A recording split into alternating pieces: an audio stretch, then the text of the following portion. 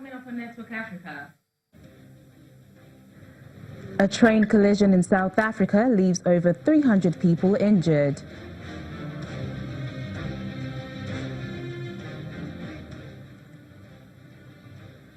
Six soldiers die in Burkina Faso after driving their vehicle over an explosive device.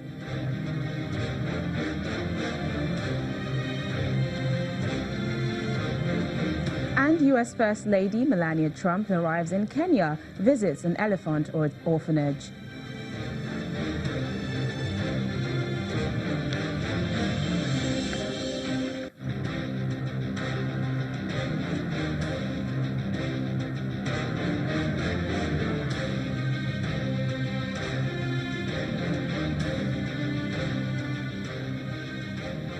Hello and welcome to the program. I'm Teniola Shubowale. We begin in South Africa, where about 320 people have been injured in a train crash. The packed train traveling from Johannesburg to the capital, Pretoria, crashed into the back of a stationary train. In January, a similar train accident injured 200 people. South Africa has the continent's largest railway network, but has been plagued by mismanagement and underinvestment. The government's rail safety regulator reports that in 2016-2017 financial year, 495 people lost their lives on the country's railways and over 2,000 people were injured.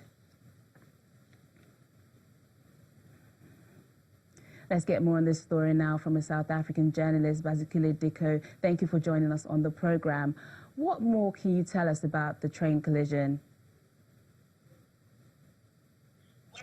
What I can tell you is that at least 32 of those at least 320 people injured were seriously injured and are in hospital, and so are the others as well. Authorities say that currently an investigation is underway to determine what exactly caused the collision that occurred late on Thursday evening. In January, a similar train accident injured 200 people. What was the outcome of that investigation, and did anyone face sanctions for that? In actual fact, we still have not had the result of that investigation. We don't know what's contained in that report. We are uncertain at this point if anyone ever will be held liable for that incident. And we also hear now that with this particular incident that happened yesterday, a report has been prepared for the Minister of Transport. The Minister of Transport, in turn, has also been urged by one of the unions in the transport industry to, in fact, shut down Metro Rail and suspend their services until they can actually guarantee the safety of passengers and their personnel, citing that too many accidents are occurring with these passenger trains. Basically, like you said, too many accidents are occurring. So what are the authorities doing to prevent a reoccurrence of these accidents? What we do know is that thorough investigations do need to be done into the actual system that is used for trains in this country. What is often coming out after such incidents from the Metro Rail company itself through its spokesperson, Lillian Mofokeng, is that often there are human fault reasons for these incidents. We find that old signaling systems that are manual are creating such problems that people are making mistakes. So we wait in great anticipation to find out, will the Transport Minister act on the call to suspend the services of Metro Rail, which would impact on millions of commuters around the country. But we wait to see what will happen to stop these incidents, because it is becoming rather a frequent occurrence at this moment, with quite a few already just this year. It is one of the mainstays, particularly in the township area coming into the CBD. We do have quite a number of people relying on trains. Also, the taxi industry is the other major way for commuters, followed by buses.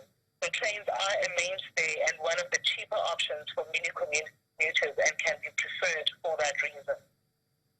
South African journalist Bazikile Diko, thanks for joining us on the program. Staying on in South Africa, 8 police officers have been arrested by the Independent Police Investigative Directorate for the October 2017 torture and murder of Nigerian national Ibrahim Olamilekan Badmus. Badmus was 25 years old at the time of his death. It is alleged that the accused police officers interrogated the deceased and suffocated him, resulting in his death. According to the police, they had found drugs on the deceased, but this was a false story to cover up the torture and murder of the deceased. There was a huge outcry from the Nigerian community when the death was discovered. IPID investigators investigated the matter amid a lot of hostility from some members of the South African Police Service. A post-mortem was conducted by 2 pathologists and has now been confirmed that the deceased was indeed tortured. 1 year later, it looks like justice may still come for the family of 25-year-old Ibrahim Olamilekan Badmus, who died at the hands of the police in October 2017. 8 police personnel, 6 men and 2 women, have been arrested this Friday.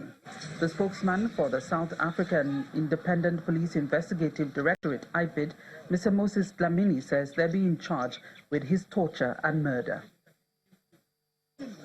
It's alleged that in October 2017, the police officers interrogated the deceased and suffocated him, resulting in his death.